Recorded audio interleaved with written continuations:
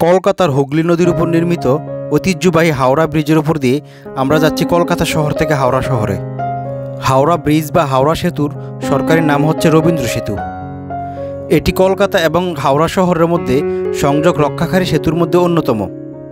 হাওড়া সেতু ভারতের পশ্চিমবঙ্গের হুগলি নদীর উপর অবস্থিত বড় খিলানযুক্ত একটি ঝুলন্ত সেতু। এই সেতুটি 1943 সালে অনুমোদিত হয় এবং 1945 সালে পুরাতন পন্টুন সেতুর বদলে এই সেতুটি উদ্বোধন করা হয়। 1965 সালের 14 জুন সেতুটির নাম পরিবর্তন করে রবীন্দ্রনাথ ঠাকুরের নামে রবীন্দ্র সেতু রাখা হয়। এই সেতুর উপর দিয়ে প্রতিদিন 80,000 যানবাহন এবং প্রায় 10 লক্ষ পথচারী চলাচল করে। এই জাতীয় সেতুগুলোর মধ্যে রবীন্দ্র সেতু বিশ্বের ষষ্ঠ বৃহত্তম। আমরা রবীন্দ্র সেতু পার হয়ে এখন চলে আসলাম কলকাতা শহর থেকে হাওড়া শহরে। হাওড়া শহরে ঢোকার পর প্রথমে একটু সামনে গেলে পড়বে Howrah rail station. Howrah railway স্টেশনটি ভারতের পশ্চিমবঙ্গ রাজ্যের প্রধান রেলওয়ে স্টেশন। আমি এখন হাওড়া রেল স্টেশনে যাচ্ছি হাওড়া থেকে মুর্শিদাবাদের ট্রেনের টিকিট কাটার জন্য। এখন বাস থেকে নেমে গেলাম হাওড়া রেল স্টেশনের সামনে। বাস থেকে নেমেই এখানে এক কাপ চা খেয়ে শরীরটাকে একটু চাঙ্গা করে এখন যাব হাওড়া রেল স্টেশনের ভিতরে। হাওড়া রেল স্টেশনের দিকে যেতে যেতে আপনাদেরকে হাওড়া রেল স্টেশন সম্পর্কে কিছু তথ্য জানাবো, যা জানলে হয়তো আপনারা অনেকেই অবাক হবেন। আপনারা অনেকেই হয়তো জানেন না, হাওড়া রেল স্টেশন হচ্ছে ভারতের বৃহত্তম রেল স্টেশন। এটি শুধু ভারতের বৃহত্তম রেল স্টেশন নয়, এটি ভারতের একটি প্রাচীনতম রেল স্টেশন। প্রতিদিন এই রেল স্টেশন দিয়ে 600 ট্রেন যাতায়াত করে, তাই এর আরেক নাম রেলনগরী। ভারতের সবচেয়ে সুন্দর রেল স্টেশনের তালিকাতেও জায়গা করে নিয়েছে এই রেল স্টেশনটি।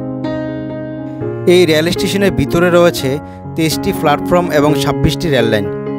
বৃহত্তম রেল স্টেশন ছাড়াও এটি ভারতের ব্যস্ততম রেল স্টেশনের মর্যাদা পেয়েছে। হুগলি নদীর পশ্চিম তীরে অবস্থিত হাওড়া রেল স্টেশন দিয়ে প্রতিদিন প্রায় 600টি ট্রেন যাতায়াত করে। এই রেল স্টেশন দিয়ে প্রতিদিন 10 লক্ষ লোক যাতায়াত করে। 1854 সালে ইস্ট ইন্ডিয়া কোম্পানি দ্বারা এই রেল স্টেশনটি নির্মিত হয়। ব্রিটিশ আমলের এই রেল স্টেশন আজও দাঁড়িয়ে আছে স্বমহিমায়। হাওড়া শহরের নাম অনুসারে এই রেল স্টেশনের নাম করা হয় হাওড়া রেল স্টেশন। বর্তমানে এটি ভারতের একমাত্র রেল স্টেশন যার সাথে সরাসরি বাংলাদেশের রেল যোগাযোগ রয়েছে। মৈত্রী এক্সপ্রেস ট্রেন ঢাকা থেকে সরাসরি এই রেল স্টেশনে এসে থামে। এই রেল স্টেশনের ভিতরের অংশটি হচ্ছে আন্তর্জাতিক মানের, তবে রেল স্টেশনের ভিতরে ভিডিও করার অনুমতি না থাকায় আমরা আপনাদেরকে ভিতরের অংশটি দেখাতে পারি নাই। আপনারা হয়তো অনেকেই জানেন না, ভারতের রেল স্টেশনগুলোর ভিতরে ভিডিও করা সম্পূর্ণ নিষিদ্ধ। এছাড়াও সকল রেল স্টেশনের প্ল্যাটফর্মে ঢুকতে হলে আপনাদেরকে প্ল্যাটফর্ম টিকিট কেটে তারপর ঢুকতে হয়। যদি এই নিয়মগুলো আপনারা না মানেন তাহলে আপনাদেরকে 500 থেকে 1000 টাকা ফাইন করা হতে পারে। প্রায় 170 বছর ধরে এই রেল স্টেশনটি এই একটি ভবনে দাঁড়িয়ে আছে। এই ভবনটি এতই মজবুত যে এখনও এটিকে ভেঙে নতুন করে নির্মাণের প্রয়োজন পড়ে নাই।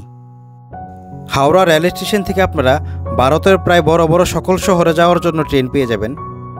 আমার হাওড়া রেল স্টেশন আসার উদ্দেশ্য ছিল মুর্শিদাবাদ যাওয়ার জন্য টিকিট কাটা, কিন্তু এখানে আসার পর পরদিনের কোনো টিকিট আমরা পাই নাই, তো সেজন্য আমরা টিকিট কাটতে পারি নাই।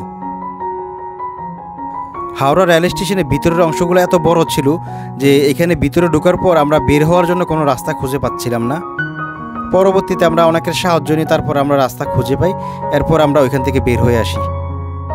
আপনারা যারা ভারতের কলকাতায় ঘুরতে আসবেন তারা অবশ্যই এই রেল স্টেশনটি ঘুরে যাবেন, আর রেল স্টেশনের ভিতরে ঢোকার জন্য অবশ্যই প্ল্যাটফর্ম টিকিট কাটবেন। আর রেল স্টেশনের ভিতরে যেহেতু ভিডিও করা নিষিদ্ধ, আপনারা এটি থেকে সবাই বিরত থাকবেন। না হয় ঘুরতে এসে এরকম বড় অঙ্কের জরিমানা দিলে আপনাদের ঘুরার আনন্দ অনেকটাই মাটি হয়ে যাবে। এই রেল স্টেশনের ভবনের উপরে রয়েছে অনেক বড় একটি গড়ি।